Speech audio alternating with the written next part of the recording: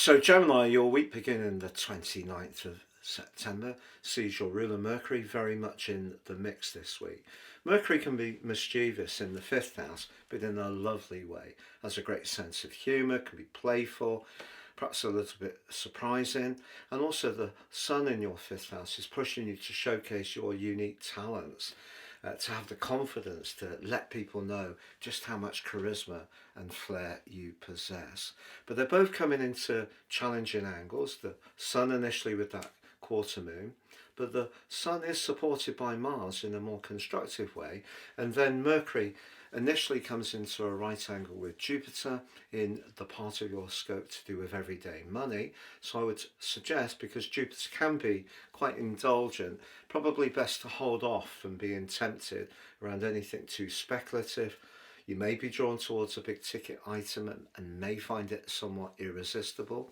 But the square with the sun right at the start of the week with the moon, that can throw up a situation where you may feel that someone's being a bit clingy, perhaps a bit possessive. If you're in a love relationship, that could be something you find a little challenging. And because of Mercury being in the square with Jupiter, maybe a conversation needs to be had. But in a more constructive way, if you are collaborating with people and it is around an interest or hobby, and you can work well and also work hard, the energy of Mars can give your stamina quite the boost early in the week, and that's something that's going to be very helpful. Towards the end of the week, however, there may be an opportunity to have some fortune linked to a property matter. Maybe a family member is going to be very generous. If you do get together with your folks or your extended family, it could be a very jolly occasion as this week comes to a close. The only thing I would say is that with Mercury in a quincunx through the last 2 days of this week, which is not exact, that's going to be next week, but it starts to emerge.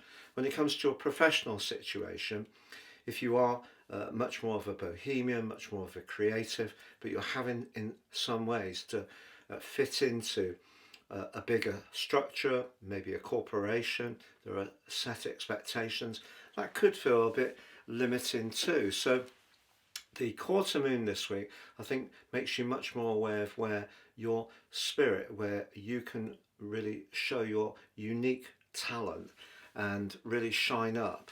If there is anything that is inhibiting that, whether it's someone's jealousy, whether it's the expectations of that big business, that could at times this week just be something that takes the edge off. But there is the potential for that lovely connection as the week draws to a close, or a stroke of good fortune. I need to tell you about my unique offer for year 2026. Your forecast for the year, your transits, rest of this year free, your life roadmap report, your character analysis, very, very important. But also in my special package, there's 30% off, but you'll get your free general love, Vedic and Chinese written zodiac forecast booklets. They're all free.